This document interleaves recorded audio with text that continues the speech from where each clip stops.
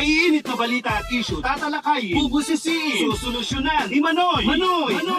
Manoy Wilbert Lee, dito sa Ulat ni Manoy. Ito po si Manoy Wilbert Lee. Iminungkahi ni Senator J.B. Ejercito na palitan ang pinuno ng PhilHealth na si Mandy Ledesma dahil hindi raw natutupad ang mandato ng PhilHealth ayon sa Universal Healthcare Law.